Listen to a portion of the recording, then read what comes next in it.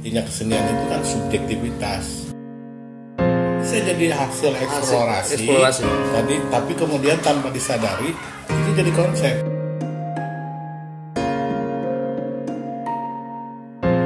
Ya kalau industri itu kan setengah kesenian, setengah enggak.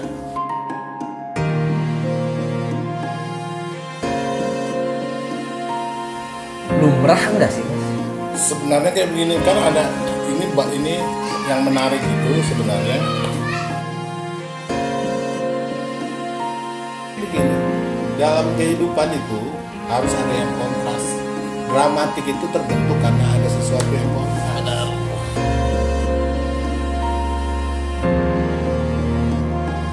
Tapi Mas, kalau misalkan gini, kalau misalkan tadi ngebahas yang tadi nih, yang soal lighting gitu, kalau emang dulu sebelum misalkan kan biasanya gini, misalkan penyanyi A sama ini featuring gitu ya, featuring A. Tapi kan kalau sekarang ini misalkan kayak modelnya jam-jam gitu, dia kan lighting gitu di luar daripada profesi yang ada. Dia bagian daripada stage, tapi dia bukan di dalam panggung atau dia sebagai pemeran ataupun sebagai penampil. Dia kan lebih pada di luarnya. Misalkan ketika dia featuring misalkan dengan pemain, misalkan musik A, misalkan musiknya A, terus dia featuring, treatment lightingnya difeaturingkan dengan musik yang diberikan ambience apa dan sebagainya. Itu apakah lumrah enggak sih Mas? Sebenarnya kayak begini, kan ada ini yang menarik itu sebenarnya ini nggak pernah ada sebelumnya. Sebuah produksi selalu ada produser. Betul. Dan produser itu selalu mencarikan semua penata, ya kan? Iya betul. Jadi penata itu digiring ke satu storyline, Betul. ke satu storyline. Tapi pada jam-jam ini itu duduknya sama, setara. Jadi jam-jam merespon, ya kan? Jadi nggak ada misalnya nggak ada intervensi dari siapapun. Yang musik jam-jam cuma ngerespon dia. Ya. Itu kan kayak kolaborasi. Ya. Dan itu pernah dilakukan kayak misalnya meta teater dulu zaman Hari Rusli, Hari Dim gitu kan. Terus saya sebagai penata lampu.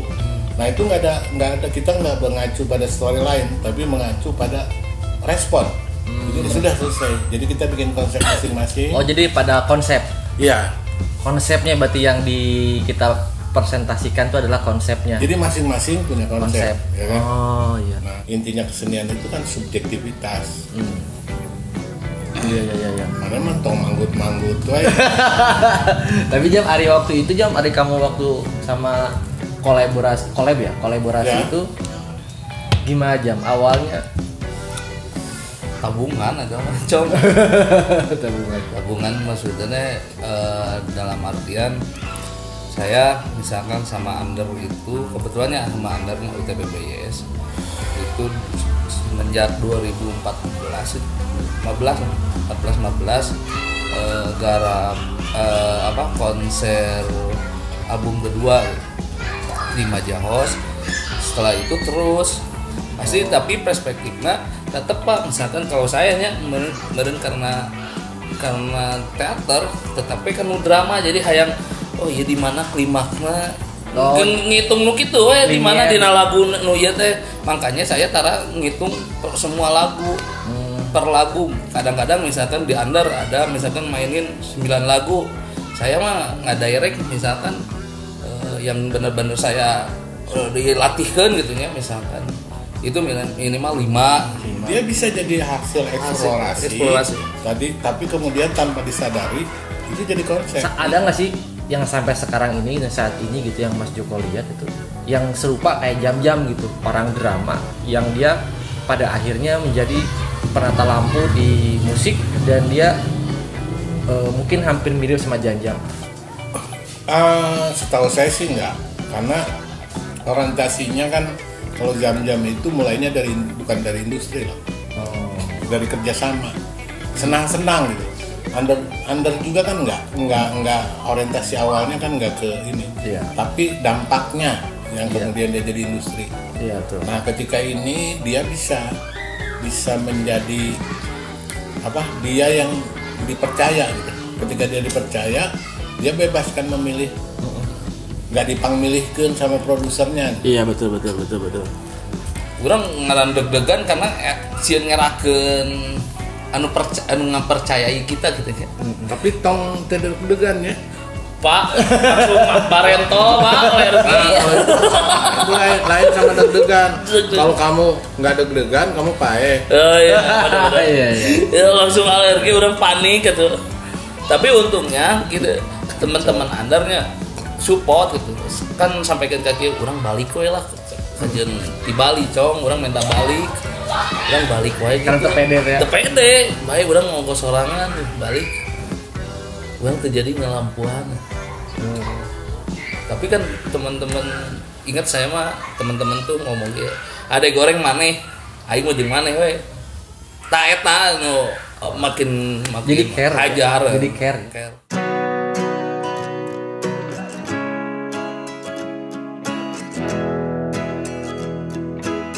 Semua kesenian mulainya dari hal yang teknis. Kita mulai berproses dengan yang Gambar teknis, ulang, kumaha. baliknya dari teknis. Nah, dia belum bisa mengungkapkan perasaannya gitu loh. Kan itu harusnya, makanya dia harus punya logbook ya. Iya, Membuat catatan. Benar. Pengalaman yang di dalam nih, mengungkapkan ekspresinya itu. Jadi kalau musik tergantung jenis musiknya ya. Ya. Mood itu tergantung jenis musiknya.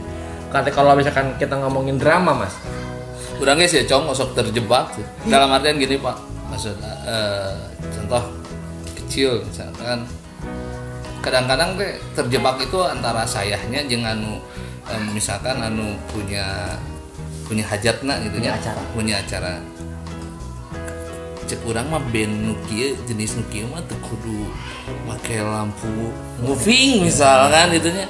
Tapi Dina Rider nanti geus moving unggul. Terus orang kan berdirinya jadi operator gitu. Kudu dia akhirnya kurang ditahan gitu. Gerakeun kadang-kadang terjadi gitu. Terjebak. Ya bagi bahasa orang mah terjebak. Kita kan sebenarnya masih urban sampai hari ini. Urban. Cara mindset kita itu nggak sama, nggak susah itu. Bedanya sama orang barat itu aja lah. Jadi kalau di kita sangat bergantung pada update terhadap alat-alat. Kalau di sana mah sudah enggak. Misalnya kalau saya jadi penata lampu, saya akrab dengan lampu ini, sama kontrolnya sama ini, rumah saya itu ya. Iya. Nah, karena itu yang saya kuasai. Sama pemusik juga.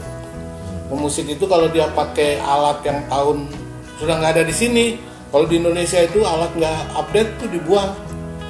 Di sana diulik, gitu, tetap aja diulik. Betul. Jadi misalnya kalau kita lihat ada grup musik yang dia pakai alat-alat tradisi, alat-alat etnik yang nggak update sama sekali. Tapi suaranya kan sangat menghipnotis ya. ada suara khas ya. Apa eksklusif gitu. Eksklusif. Nah itu dipertahankan gitu. Karena itu musik gitu. Itu kesenian gitu.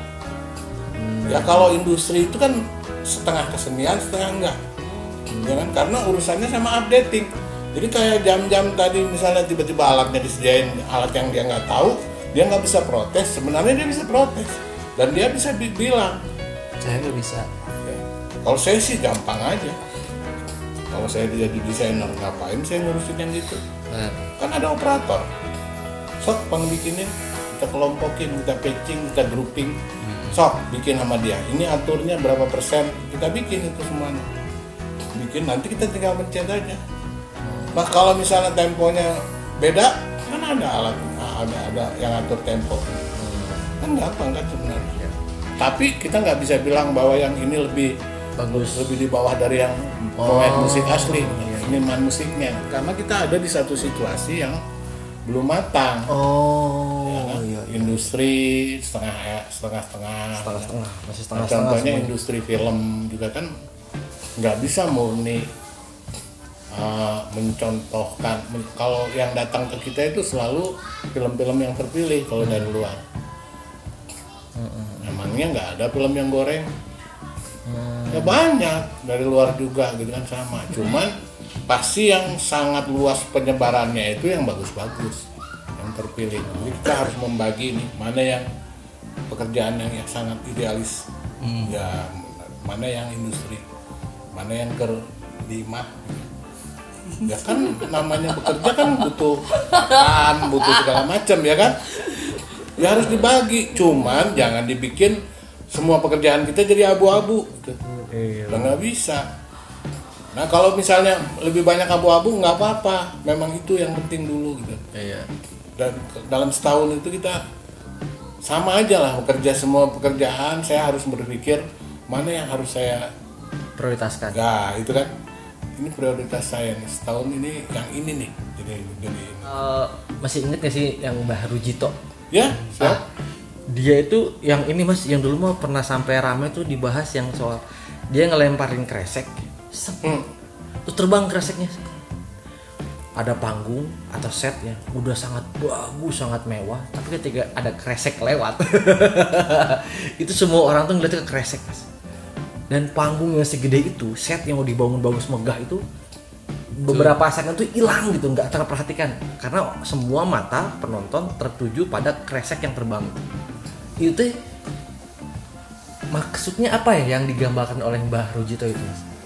Maksudnya kan kayak begini, dalam kehidupan itu harus ada yang kontras. Dramatik itu terbentuk karena ada sesuatu yang kontras. Yang kayak saya bilang tadi itu, lampu rame nih, warna-warni, terus tiba-tiba ada yang statis dan nggak ada color sama sekali. Itu kan kontras, itu dramatis, itu terbentuknya karena ada waktunya menangis, ada waktunya senang. Nah kita tinggal ambil ukurannya. Ukurannya, penekanan itu pada ukuran. Iya, oh jadi penekanan itu pada ukuran. Iya. Kalau dia sama besarnya, mungkin dia nggak jadi seimbang, ya kan? 50-50 gitu. Artinya kekuatannya itu bisa kemakan sini, bisa. Tapi kalau dia dijadikan fokus, nah, empasis lah, penekanan. Nah, jadi kayak kalau kita mau ngomongin ini sampah, kemudian ada bunga.